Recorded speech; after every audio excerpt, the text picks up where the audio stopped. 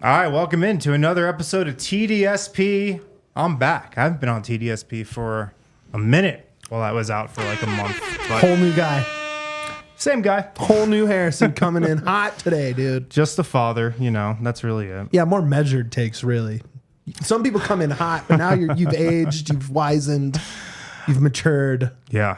I've got more to lose now. Yeah, I've got measured another Harrison. human to be responsible for. I can't go risking my career off some hot take these days. Let's go. I got Mitch Carroll with me. Thanks for joining me again, man. How have you been? Oh, I've been great. I've been having a blast. Me Yeah. and Dre kind of held it down in your absence, talked a bunch of Olympics. Rapids are balling out, which is obviously good for business on my end of things. Yeah. It's been a good time, but I'm glad you're back.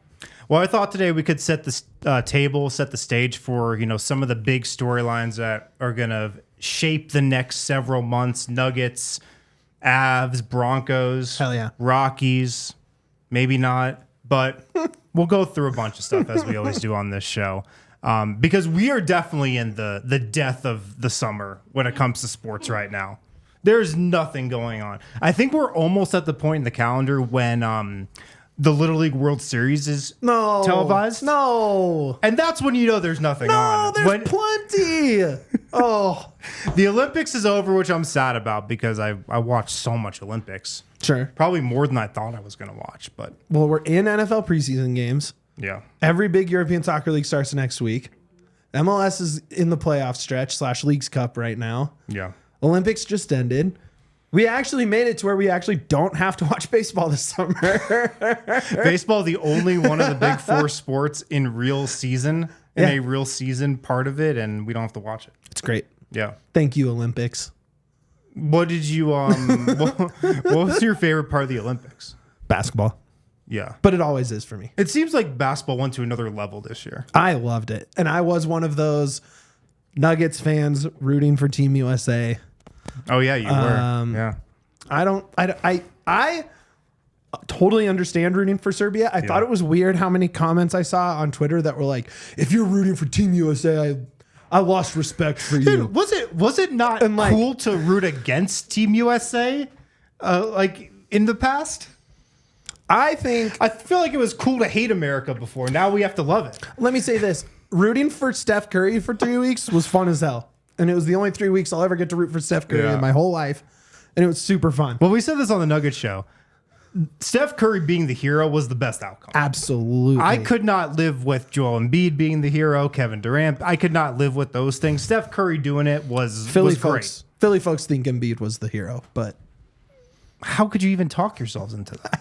They talk themselves into a lot of stuff. Well, they talk themselves into Joel Embiid on a daily basis. So yeah. This might be a more like chronically online thing from me, but like, do you guys remember when like Noah Lyles, Olympic runner, like made the world champ comment? Right. So I think like maybe people were like really on board for Team USA because of that, maybe. Like some actual world champs. The basketball Team USA, yeah. So right, but it's not like anybody was. Those guys were rooting for Team Noah Lyles. USA because I don't know if there's a team in the world that has as much pressure to win every time they get put together. They have less run to get together than these other international teams. You're right about that. And it's cool when they step up and do it. I don't know. No, you're totally right about that. There's something to that for me and to do with Team USA. Like, I've been to other countries. I don't think I've had the connection like you guys to Serbia or anything, but it's never made me want to not root for the U.S. No, and that's it's not that I'm rooting against the U.S. You're rooting against Joel Jokic and against Joel Embiid. Well, that's kind of true. That's kind of true. But I'm rooting for Jokic. Totally. I mean, I could never. The part of the whole thing that was crazy to me is, first of all, that was only a conversation that I feel like was taking place on Twitter. Like my friends in real life were like, of course I'm rooting for Jokic. Right. Like my Nuggets fans that are friends in real life were like, duh. I don't know how I could ever root against Jokic. That's the thing. I definitely was not rooting against Jokic. Yeah. Let me be very clear on that. I was just rooting for the Stars and Stripes to bring home the gold. For sure. But I wanted Jokic to do a good job. But like Joel Embiid versus Jokic in the post and Joel Embiid scores and you're happy. Yeah. I could never. It's not about the name on the back, brother. It's about the name on the front. Let's go. Just the amount of joy that Nikola Jokic has brought me. Totally. I mean, he is kind of responsible for my career. Of course. I could never root against him under any circumstance. Fair enough. I just couldn't. Fair enough. I couldn't. Fair enough. I respect it, but I don't agree with it. Yeah. But that's fine. That's the beauty of it. I also loved all the shooters looking like super hot anime spies. That was pretty awesome.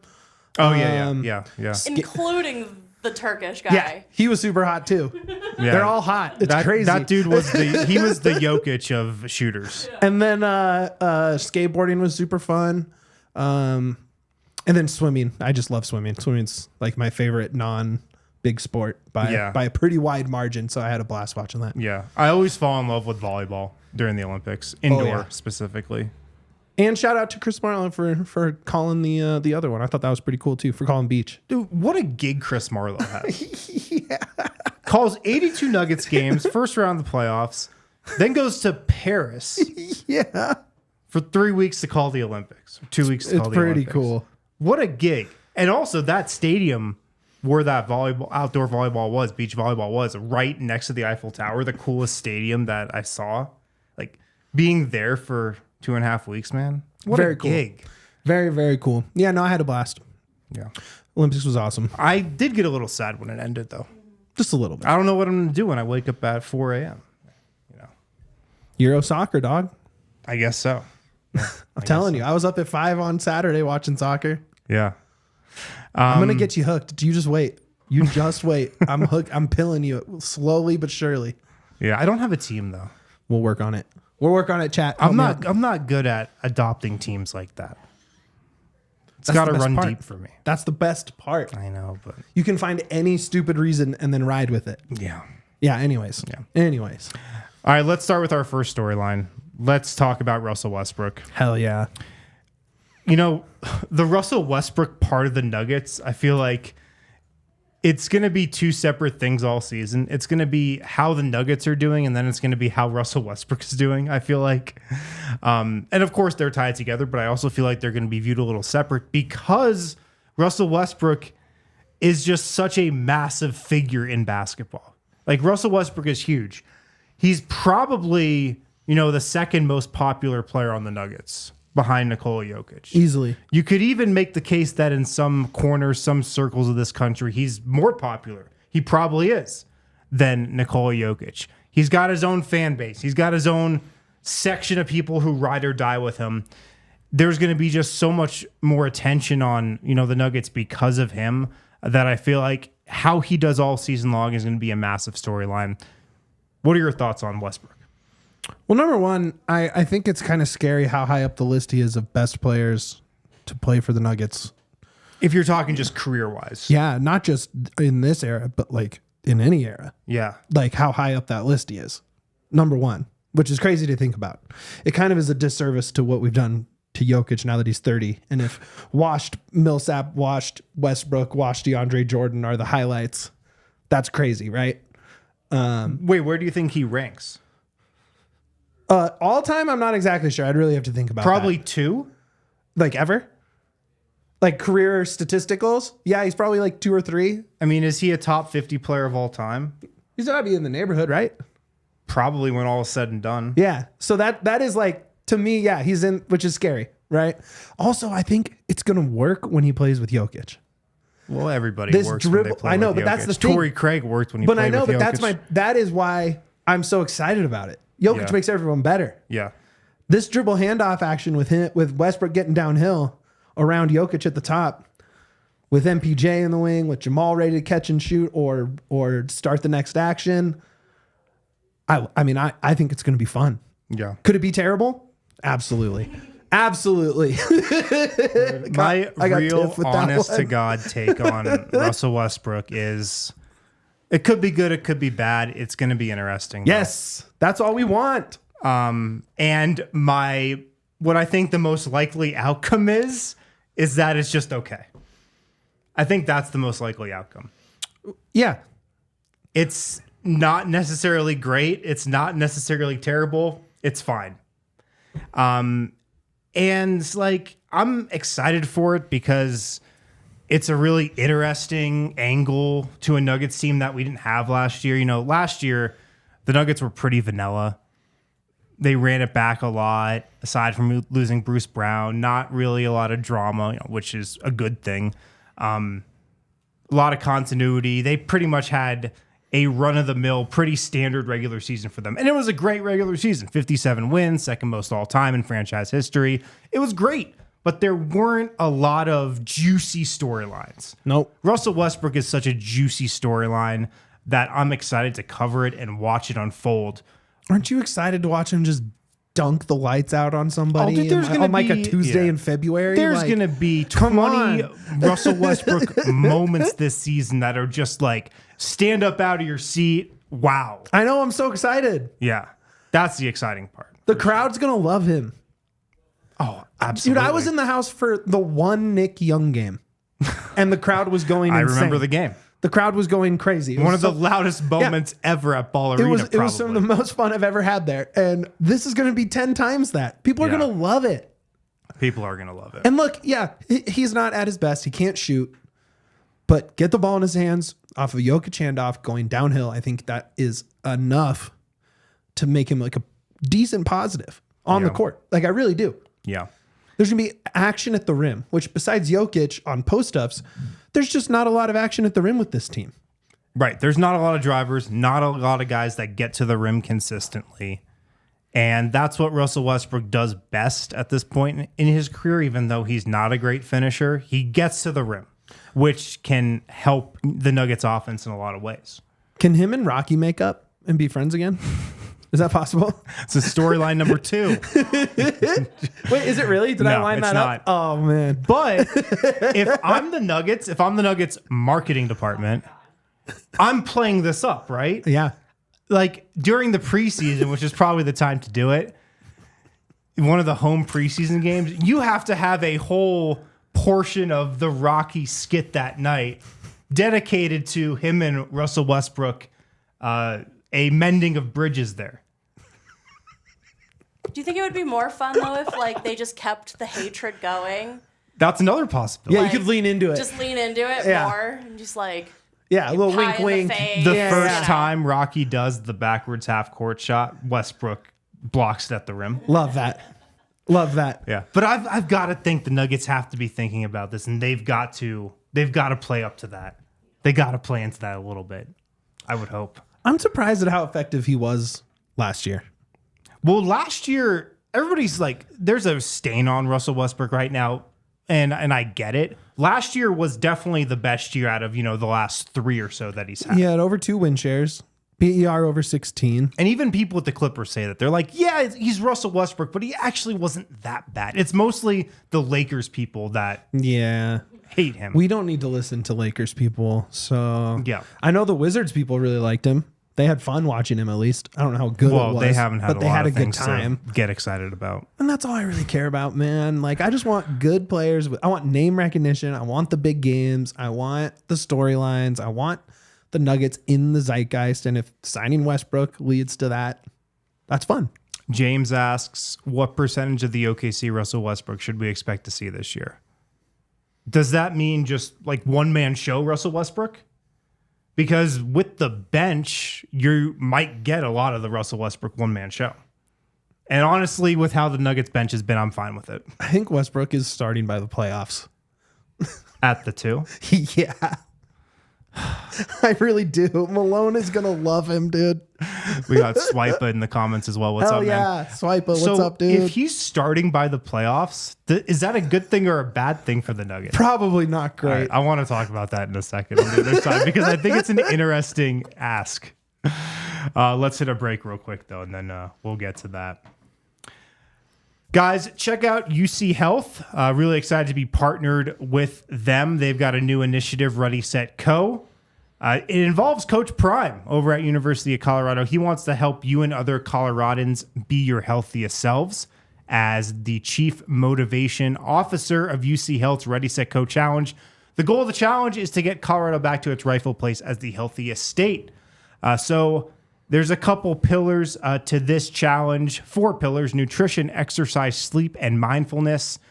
Not meant to be a boot camp. It's about making small choices, small changes, becoming just a little better for yourself than you were yesterday. So if you want to join UC Health's Ready, Set, Go challenge, click the link in the show notes or go to www.uchealth.org/Ready, Set, Go. The challenge is centered around getting Colorado back to its rightful place as the healthiest state.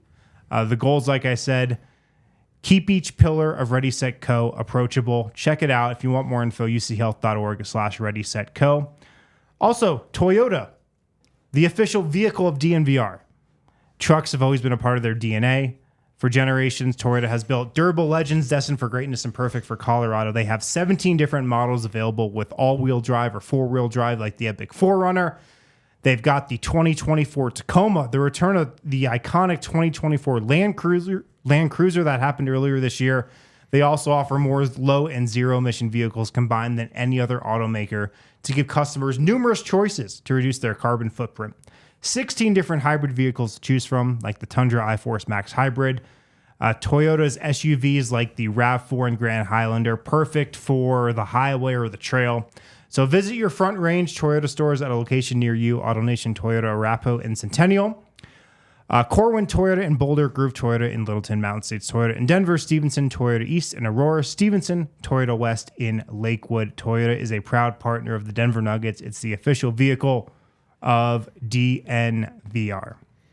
All right, back here on TDSP, Harrison Wind and Mitch Carroll, talking about the biggest storylines for this fall. Next up is Bo Nix, so we'll get to that in a second. Yeah. But to stick on Russell Westbrook really quick, if he's starting, I think he's starting before the playoffs, like you said, is that a good thing or a bad thing for the Nuggets? Because I could make the case that it's good because that means he's playing well. Correct. But it could also be bad because it means Christian Brown totally flops. Also correct. That's very scary. I think it might be a bad thing. I don't know. Maybe starting's the wrong word. I think he closes, though. Closing, yeah. You know what I mean? Which is more important. That could be a thing. Right? Like, I don't know. I just think there's something to having a guy like that out there, right? That no matter what Christian can do, if he can shoot better, if he can run faster, if he can try harder, there's just something. And I don't know exactly how to quantify it, but if you've watched basketball, you just know that it's just the game can sort of bend towards players. And I feel like having Westbrook out there with the core four, there's something to that. Well, it's the same something that Bruce Brown had. Right.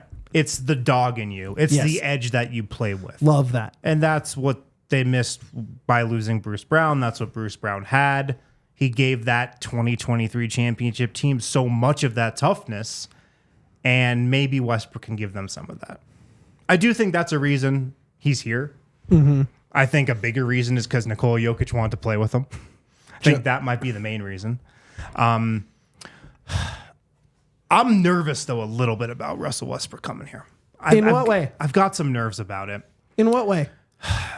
Just because I feel like signing Russell Westbrook in a way just speaks to where you are as an organization, you know? Interesting. Like, we'd be clowning the team that signed Russell Westbrook if it wasn't the Nuggets, I feel like. Sure, or at least besides his trade to the Wizards, which wasn't his call, right?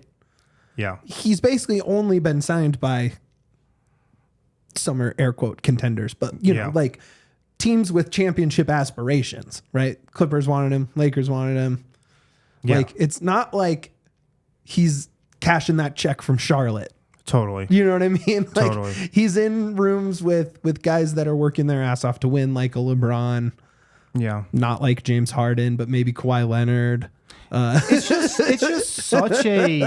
such a loud move. It is. It's very loud. And it feels like a team like the Nuggets shouldn't be in the position where they have to make that loud move. I feel you. I feel what you're saying. Like, how did you not get someone better? But you're as aware as anyone as the monetary situation that the Nuggets are in. Absolutely. And I think the ceiling is highest on a minimum for Westbrook versus anyone else in the league. That's 100% true. On a minimum, if you think about it like that, it's great value. But he's going to be making a bigger impact than most minimum guys. Both good or bad. Yeah, it's a more of a risky minimum, you know, than if you're signing Vlatko Čančar to a minimum. That's a very good point. You just scared me a little bit. And look, like, my other thing with this is it feels a little desperate. It is. But the Nuggets are desperate for solutions on the bench. Nothing works in the non-Nikola Jokic minutes. Few things ever have. So in that way, I get it from Denver's perspective of like, well, we don't know what to do with the bench. Nothing's worked. Let's give it to Russell Westbrook and see what happens. I don't think that's like necessarily the worst thing you could do. I actually think the worst thing you could have done is run back the bench with a similar makeup and like get a low budget, like low risk, low reward point guard in place of Reggie Jackson and kind of do the same thing again. That would have been the worst thing you could do. But they kind of went for it in upgrading the bench. And like I said, I don't think it was, the worst option out there. Yeah, I don't know. I think overall, if I had to put one mood on it, I'm excited. Me too. And I don't know if that has just me wanting to watch Nikola Jokic play basketball again in the Nuggets and like be a ball and have game nights here at the bar and stuff. Or if it's like, oh man, what if Westbrook is good here? Yeah. Because Jokic makes everyone better. Right. He makes everyone better. Everyone tries harder. He sets the pace for work. He leads by example. And that's also something Russell Westbrook will do. He will work at practice. He will work behind the scenes. And I think that's something Russell Westbrook really, or Nikola Jokic respects about him. What if one of the caps on Jokic's career, like one of the feathers in the cap of his career is he fixed Westbrook? I mean, that would do more for him in a lot of corners of NBA fandom than like winning a championship would. Like, what if he's just good? Like, what if it just works perfectly and they were right and Jokic was right because it was his call almost, right? I mean, if Russell Westbrook is really good, if he has his best season clearly out of these last 4 years, and I think he will, but if he rises even beyond that, right, it'd be an amazing story. It'd be so fun. It'd be an awesome story. But I feel like aside from how Jamal Murray looks and how he plays this season, which is really the biggest story with the Nuggets, that's what the whole season hinges on. It's what kind of player is Jamal Murray? The Russell Westbrook story is second, I think. I think so. And in some corners might even be, 1B. I want Jamal to be good too. He's my guy. I'm a Kentucky guy. I love Jamal. You are. Love the Nuggets. I hope he figures it out. But yeah, I mean, it really just comes down to winning. I mean, worst, and I think this was, it was me and Dre and Eric and D-Line. We're talking right here on TDSP. Mm-hmm. I mean, what's a bad season for this Nuggets? 51 wins. You know what I mean? Like they're not going to win 35 games. I think their over-under is 51.5. Which is stupid. That's the easiest over ever. It should be, yeah. But like, if I just don't get how, like the minimum backup point guard not working out doesn't change the ceiling of this team, I think. Right, because you look at how it went last year. Yeah, you're still going to win 55 games. Yeah. Because you have the best player on the planet. You might win 60 games this year because you have the best player on the planet. And there's no way that Russell Westbrook is worse than Reggie Jackson was. He was so bad. And he played so much.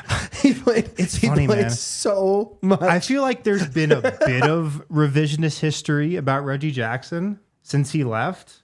He did have the Clippers game. And I mean, I feel like people don't remember how bad it was. I really don't. I feel like people are like, oh, he played 82 games. He was fine. He was Reggie Jackson. Mm-mm. It was terrible. You minimum, or not a minimum guy, but you didn't really expect much. He went out there, did what he was so bad. Like he was terrible. People forget, man. There is no way Russell Westbrook is worse than Reggie Jackson. And that alone is going to be an addition from last year. Yeah. No, you're right. I'm very excited. It's gonna be fun. Yeah, I think that's where we kind of both land. Yeah. All right, let's go on to our second storyline. Let's do it. Bo Nix. Let's go. Bo knows, dude. I tuned into the first Broncos preseason game. As did I. I was impressed. I thought he looked pretty good. Definitely better than I expected him to. He's the second string guy right now, but I mean, come on. Don't take the bait. I think we all know he's going to be the starter week 1. At least that's my read. It feels like such a waste if he isn't. Yeah. I don't think there's a faster way to get someone like me who has been a diehard Broncos fan my entire life, I would tune out if Jarrett Stidham or Zach Wilson are the quarterback. Well, you're pretty much just... I wouldn't watch. You're pretty much just accepting a couple losses off the bat. Yeah, you're just tanking. Do that. Yeah. Which I guess, I would like to see Travis Hunter in a Broncos uniform. So lose away. But just lose with Bo.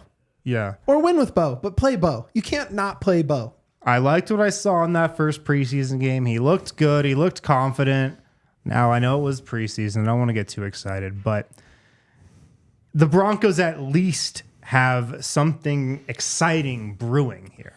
And that, if you're a team in the Broncos position, is all you can ask for. Like, all you can ask for is something exciting and something to look forward to. Like with Russell Wilson, there was an initial excitement, but it was very clear very early on that he just didn't have it. The possibilities are endless right now with Bo Nix. What I'm seeing here watching this is snap, pass. Snap, pass. Quick decisions, quick snap, reads. Pass. Oh, readjust, pass. But not stand there like a deer about to get hit by a semi-truck, spin into traffic and away from the wide open receiver, and take a 20-yard sack and blow the game. Right. Which is what Russell Wilson did over and over and over. Yeah. And so even if it's a bad version of the quick offense that the NFL has now gone to, we're playing modern football with a young guy we can get excited about. And that's all you can ask for. But please don't make me watch Jarrett Stidham play quarterback. Yeah, he's bad. That's all I ask. He's really bad, just right? Please don't make me watch the two other bad quarterbacks on the roster. Like, just please. It's so funny. Being a backup quarterback in the NFL is the best job. Oh, by far. And I feel like how you last as a backup quarterback is, first of all, you're just a really good dude. Yes. You're good behind the scenes. You're good in the quarterback room. You're a good teacher. Good guy to have around. Good locker room guy. But also, I feel like you can't be too good where, you're going to take the starter's job and price yourself out of being a backup and actually give the coaching staff something to talk about. But that's why Jarrett Stidham's a great backup quarterback. He's a great dude, great in the locker room, but also not good enough to be a starter. Got to be a vibes guy. He's a total vibes guy. Total vibes guy. You're asking way too much of him if you throw him out there to be the starter. I'm wondering, I'm trying to think of all the backup quarterbacks we've had over the years, and it's you think of the really famous ones, like Charlie Whitehurst, Clipboard Jesus. Mm-hmm. He must have been a total vibesman. Greasy. Well, besides being an okay starter for a little bit. Yeah. But yeah, I know what you're saying. It's Who was the backup quarterback for Peyton Manning? Brock Osweiler. Ooh, not a good backup. Vibeless. Yeah. He failed the vibe test. The bad part about him is he was ambitious. He had starter ambitions. But the one he had forever in Indy was Jim Sorgi, right? Yeah, great vibes. Great vibes. Yeah. Like a guy you can go play golf with. Isn't Aaron Rodgers' best friend just the backup in with the Jets? Maybe. That Tim Boyles guy? Oh, Isn't that just Rodgers' boy? I think so. Good for him. Yeah. Good for him. But yeah, Bo Nix, we got to hit another break here, but Bo Nix, and we'll continue this on the other side. There's so much excitement because a young quarterback as your franchise guy, that's the most exciting thing, in the NFL to have when you don't have a contender. So really excited to see how that plays out. Let's hit a break though, and we'll be back on the other side with some more storylines. Guys, here at DNVR, we do a ton of events, especially throughout the summer. If you want a full list of them, thednvr.com/events. Broncos tailgate season is right around the corner, and we have the best tailgate in the city. Period. It's not even close. I mean, this was a goal of ours many years ago. We wanted to have the best Broncos tailgate, and I think we're there. Best in the city. It's at the back lot of Sports Fan at 18th and Federal, right next to the stadium. You can even start pre-gaming early if you want at the DNVR bar, but you got to get your tickets for the tailgate. It's a ticketed event. thednvr.com/events. I can't talk today. $10. A $10 tailgate ticket, and it's a great value, man. I'm not even playing this up at all. You get illegal Pete's, Breck Brew. You can get season passes for the tailgate as well, which is what I would recommend. Yeah, the $10 one is one-time only preseason game this Sunday. Right. Yeah, so come check that out. Get a little preview of what's to come. You're going to love... don't forget the party bus either. Drink, the party bus from the DNVR bar as well. We have it for every home game. It's the best It's the best way to get into a Broncos game. So hit it up. $10 for the preseason. It's a great value. Mm-hmm. Also, check out Bet365. It's what we bet here at DNVR. Bet365 doesn't do ordinary. They believe every sport should be epic. Right now, new customers can choose between 2 offers when they open an account at Bet365. Use the code DNVR365 to sign up. Deposit $10. You can do a bet and get offer. Place a bet up to $5 or more. Get $150 in bonus bets. Or place a first bet safety net offer. Place a bet up to $1,000. If your qualifying bet loses, get a match refund in bonus bets. You can bet on anything with Bet365. You can even bet on the Little League World Series, I think. Oh, my God. I wouldn't recommend it. That's amazing. I'm in on that. Whatever sport you're watching this summer. I'm riding Japan and Curacao hard, baby. Good bet. Let's go. It's a good bet. Download the Bet365 app. Use the code DNVR365 when you sign up. Must be 21 plus, physically located in Colorado. Please gamble responsibly. If you or someone you know has a gambling problem and wants help, call or text 1-800-GAMBLER. All right, back here on TDSP, Harrison Wind and Mitch Carroll. Bo Nix looked good in his first preseason game, and that got me excited. I mean, that alone got me locked into the Broncos, for the rest of the preseason for sure. I mean, we'll see what happens if he's the starter or not in week 2, but I don't think it really matters. He's going to get the reps. And I'm hopeful. I wasn't a big fan of the Bo Nix pick just because it seemed like a reach.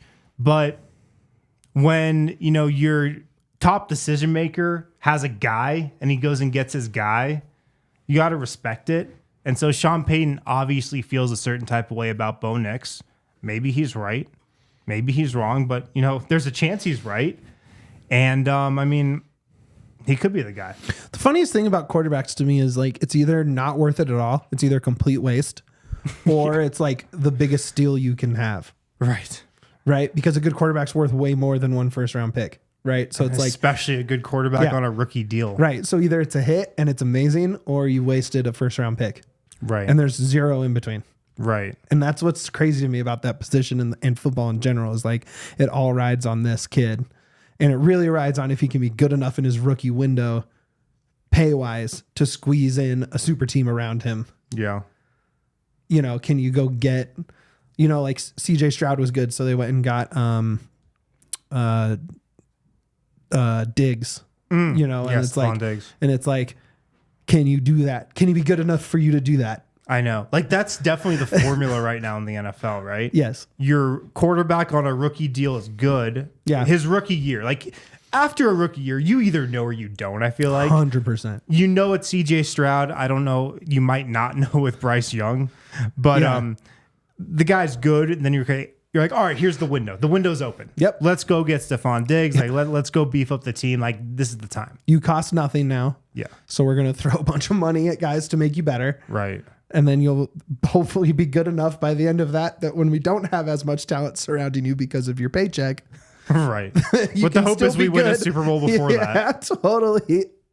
I don't know, man. I don't want to put anything on Bo. I don't want to be like, oh yeah, dude, we're gonna win. But think of the quarterbacks we've had to watch, man. The carousel graphic. Yeah. We had to watch Joe Flacco. We had to watch Case Keenum. Did you know Joe Flacco's still playing? Yeah. Oh, he actually won Comeback awesome Player of the Year last year. Yeah, he was great last year. Over the guy who almost died. Yeah. It's just Damar Hamlin, shout out. But it's just exciting. I'm excited to be excited about the Broncos. Does that make sense? It makes perfect sense. I haven't even really paid attention to our Broncos guys and how they're viewing this season. If Bo Nix is good, how many games can they win, do you think? If he's good, that's the thing with quarterbacks. If you have a good quarterback, you're in the playoffs. But isn't the thing with the Broncos? There's not a ton of talent around him right now. No, there's not really many good receivers. So I've got to think if he's good, 500 might be close to the ceiling. And honestly, I don't want to go 500. You don't? No, I either want to get in the playoffs or a high draft pick so we can take Travis Hunter. But going 500, I mean, I know what they go 7-9 last year. I know it's only one game better. But going 500 with Bo Nix as opposed to going 7-9 with Russell Wilson is two different ends of the spectrum. It is. It's a way better feeling. Yes. Look, the Broncos were such a proud franchise. Yeah. Man, we had more Super Bowl appearances than losing seasons. That streak is over. The post-Peyton run has just been awful. Just be entertaining. Just give me some sense of hope that we're not a completely clueless organization now. Yeah. Because I don't want to be the laughingstock. We were the standard. I don't think they're clueless. Like across sports, we were like one of the standard models for consistent success. Right. And right now we're a joke, rolling out quarterback after quarterback. And if Bo can break that curse, man, it makes me so excited. Yeah. It makes me believe in football again, honestly. Like, yeah. I'm so excited to hang out with our guys at the tailgates and get excited about football and not like, oh, hey, someone's getting rid of 2 tickets. Do you want them for free?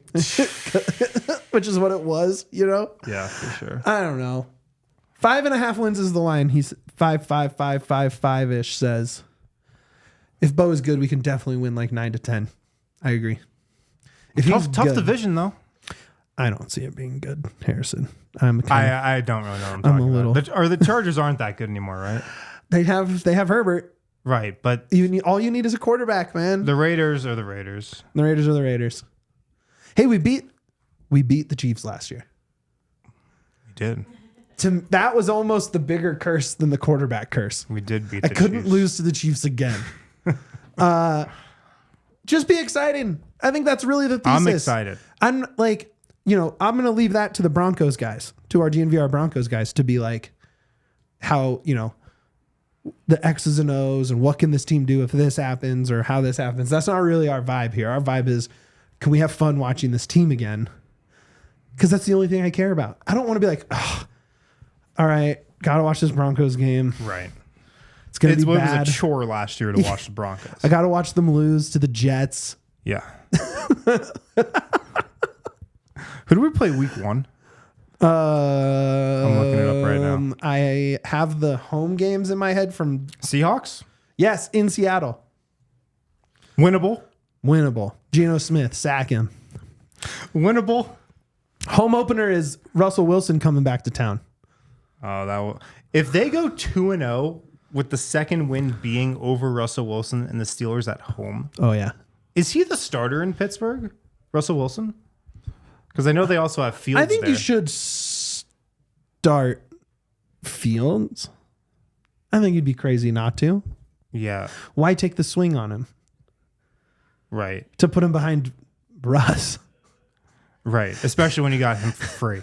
Right. I mean, basically, right? It was like a 5th round pick or something. Like, I don't know. I hope it's not Russ. Actually, I kind of hope it's Russ. Oh, I hope it is. That'd be so sweet. So we can just lay the smack down on him. Yeah. Pick 6, Pat Surtain, and then some big guy knocks him on his ass trying to tackle him on the return. I'm excited, man. I'm excited. There's a few games I'm excited for sure. Excited for the Russ game. I'm always excited for all the Broncos games. But then you get like some, the Saints, not very good. Panthers, Bryce Young's not very good. Falcons might be starting either Kirk Cousins off an Achilles. Aaron Rodgers might be injured by week 4. That's true. Or Michael Penix, like that late stretch though, Chargers, Bengals, Broncos to end the season could get ugly. That's tough. That could get kind of ugly. Chargers, Bengals, Chiefs. What'd I say? Broncos. Oh yeah. Bengals. Man. Yeah.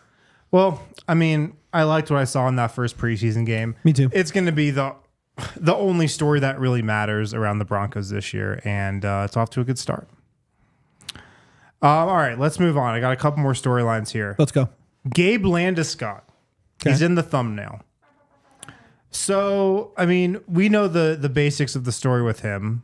I'll have Tiff, who's producing, help us out a little bit because she's the hockey person here. He's been out for the last 2 years. He's got the same knee thing or leg thing going on as Lonzo Ball, who it sounds like could play this year. And, Gabe Landeskog at his last media availability said he'll be back. Didn't really specify when he'll be back for the Avs, but he said he'll be back.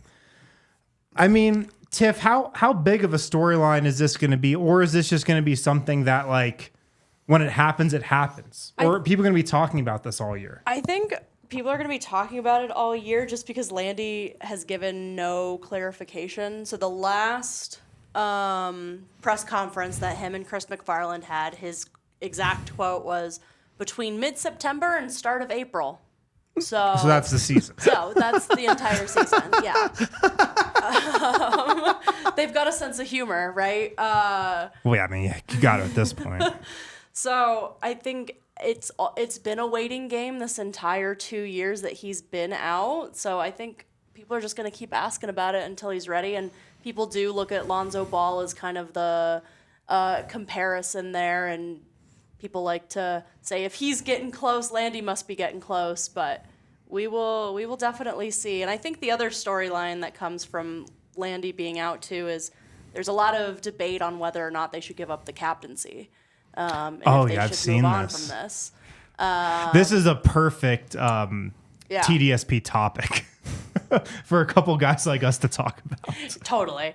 But from a hockey perspective, what's your take on it? So I don't think they should, only because I think he'll be back. I think it's weird to like give it away and then he comes back and he's not the captain anymore. So, yeah. But if he was going to retire and if they were going to give it to somebody else, my vote would be for Cale over Nate.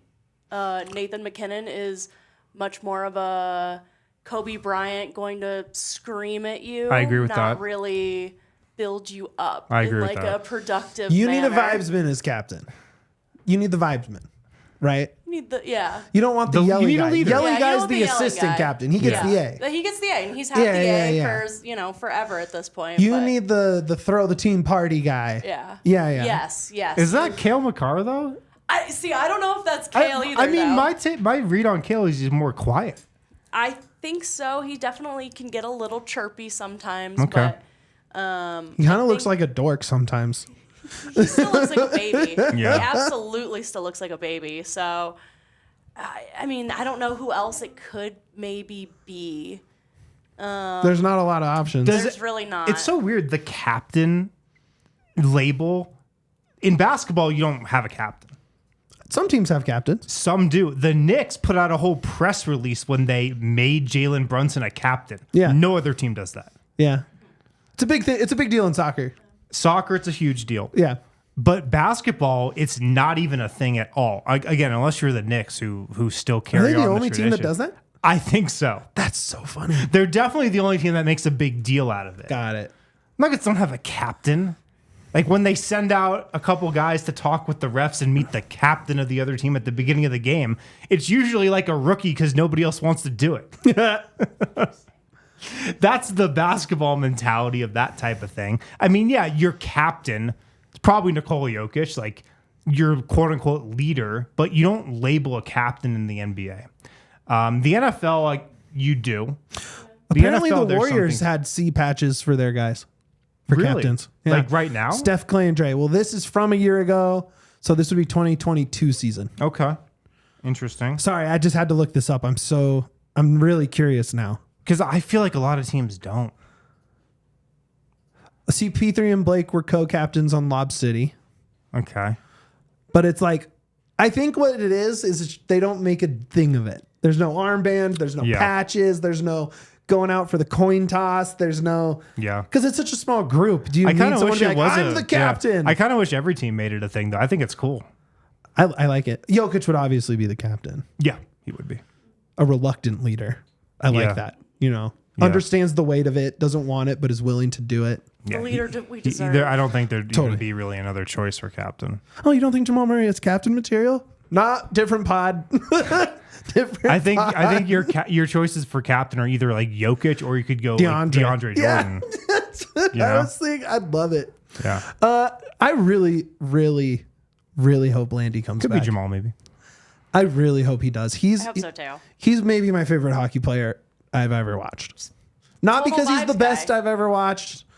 He was the youngest captain in NHL history. Yeah. You know, he was part of that awful team, like the worst team ever. Just holds a special place in your heart. Yeah. He came from the bottom. Yeah. And now he's here, right? And he got to lift the cup. Yeah. You know, and it meant a lot. It's one of the best pictures You know, ever. I hope it's not over, but, you know, the Lonzo Ball injury kind of.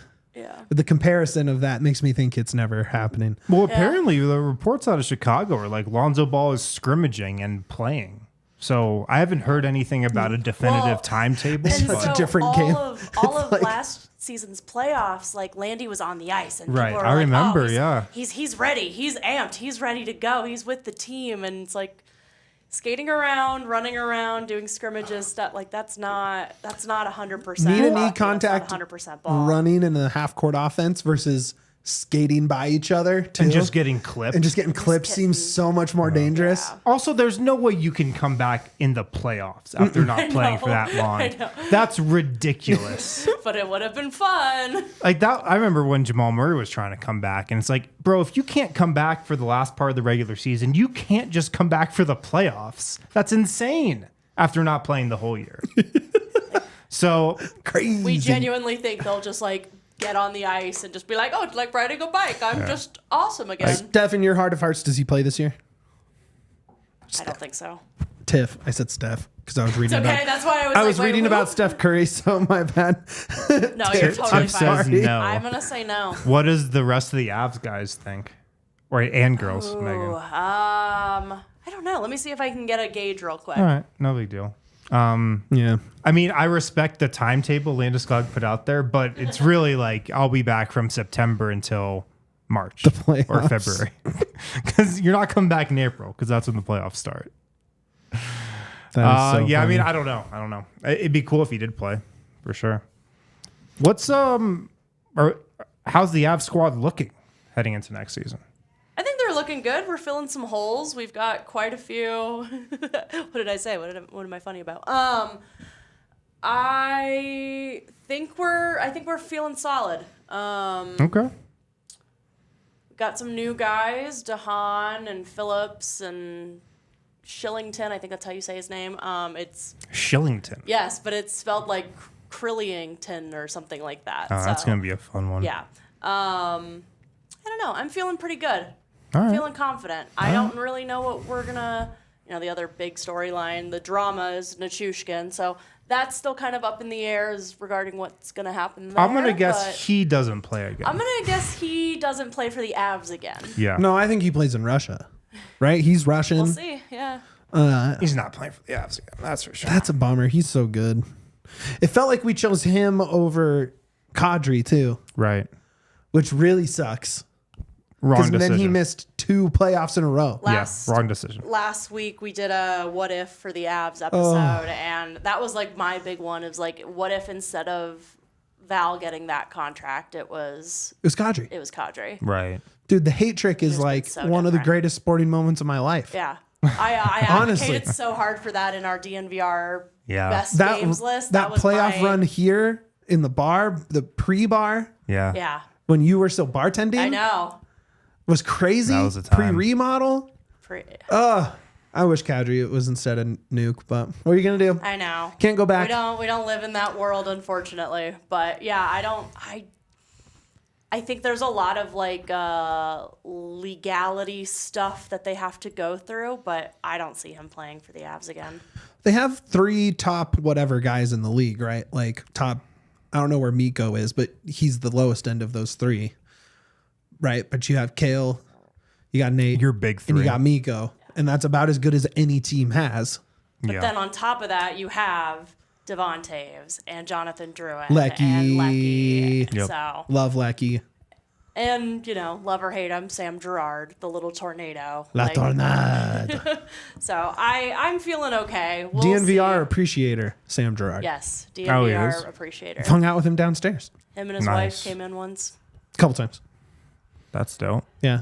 Gave him a t-shirt of himself. It was very cool. Which is always just like the strangest thing to do. Like trying to interview Kale, like, hey, would you like this picture of a kale? A piece of a head of kale?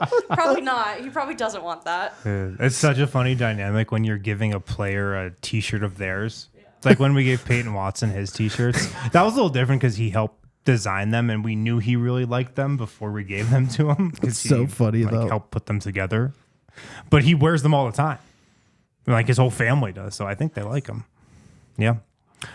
Okay, so those are some big storylines that are going to be at play here over the next several months. The Nuggets with Russell Westbrook, again, I think that's after Jamal Murray, which is the main thing for the Nuggets. If Jamal Murray's good, the Nuggets are good. If he's not good, it's going to be a tough year. After that, Russell Westbrook is a whole story in itself, not just with Denver, but across the league. He's such a big name and a polarizing guy, and just his story and how the year goes is going to be huge. And then, yeah, with the Avs, like if Landeskog is back, that's obviously massive. Massive. I mean, that kind of changes the feel of everything. If he's not, situation for sure. You're gonna have the same feel as you had last year for the most part. I mean, are we looking at another 1 seeds in both? The 1 seed for the Nuggets, I don't think is likely next year because. So do the Avs win more? I could see it. I mean, the Nuggets over-under is 51.5. I think they go over. It'd be surprising if they won 57 games again. But again, it's on the table because you have Nikola Jokic. I just feel like overall the Nuggets will probably coast isn't the right word, but do good enough to be at home for a round or two. Come off the gas pedal, I think, a little bit in the regular season compared to last year. And also, I think the Thunder are just going to win the West pretty easily. Damn it. 60-plus games, I'm penciling them in for. And then the Avs, what did they go last year? How many games did they win last year? Did they win 51, 52? I think I might take the Avs over. Yeah. Over the, like, if you just pick which side wins more, I think it's going to be the Avs. They only won 50. Well, I might still take the Nuggets. Oh, interesting. Like, I see the Nuggets winding up at like 54, 55 wins. Yeah, that's kind of my target too. Man, it's pretty cool how good these two teams are. I mean, we're both I think we're all sitting here kind of like, well, this is a problem and we got to figure this out. But we're just sitting here like, we get to watch two really good teams from when November you have a to team built around May. Nikola Jokic and Jamal Murray and Nathan McKinnon and Cale Makar. That gets you a long ways. Pretty good. I will say though, I don't know about basketball, but like there's other teams around the league in hockey that have like the maybe 2 centers or 2 defensemen or whatever, and they're not nearly as fun to watch. That's true. Yeah. I mean, it's the same thing in basketball. It's entertaining ball. Yeah. Like the Clippers had Paul George and Kawhi Leonard for years. They played a pretty unwatchable brand of basketball, in my opinion. The same goes for the Suns right now. You know, they have Kevin Durant and Devin Booker. I don't like watching the Suns play. Agreed.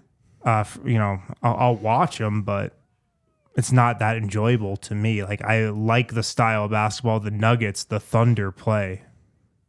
It's kind of like that with the Avs. Yeah. Man. Fun times, though. I mean, besides the Rockies, every team is like, has a chance to be okay. Like, they have something to be excited about. I was actually looking at the baseball standings earlier today. Oh, don't. It's sad. I think we can rule the Rockies out of the playoffs. Whoa. Are they eliminated yet? Technically, probably not. But they're 26.5 games back. Somehow, they are not even close to the worst record in baseball. No, that would belong to CHGO's Chicago White Sox. I've seen a little bit about how bad they've been, but I never have seen it on paper. So we had 29-91. They had a chance. Dude. So they played multiple series against the Cubs this year. They played in Wrigley, and then this last one in August was in on the south side at guaranteed rate.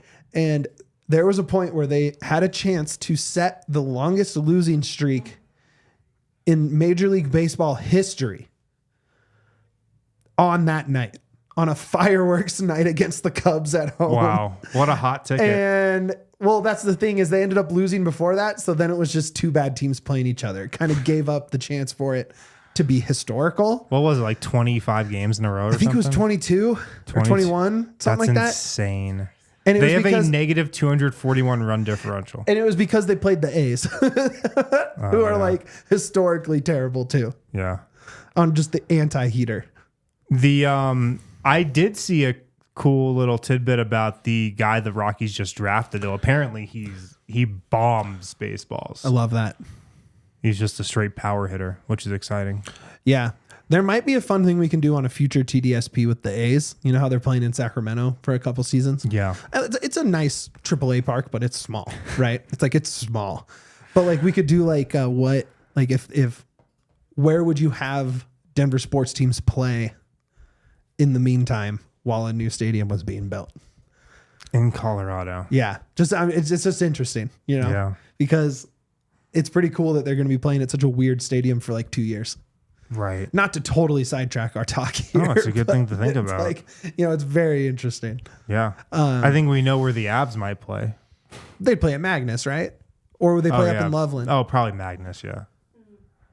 Do you? Yeah, like at Mullet for the Coyotes? Right, it'd be the same type of deal. RIP. Yeah. Broncos playing Folsom. Broncos in Folsom. Would be sick. That'd actually be really cool. That'd be super cool. Really cool. Well, I don't have anything else for today. Unless you guys got anything you want to get off your chest here. Pids at home tonight against Toluca in the Leagues Cup. Oh, yeah. You're going to Dick's Sporting Goods. That's right. They just sold one of their defenders, their center back, Moise Bombito, for almost $8 million. $8 million. It's the largest outbound fee for a center back in MLS history. Who are they playing tonight? They're playing Toluca. They are a pretty good Mexican club. So Leagues Cup is every Mexican league team, every MLS team play together for a month in a knockout tournament.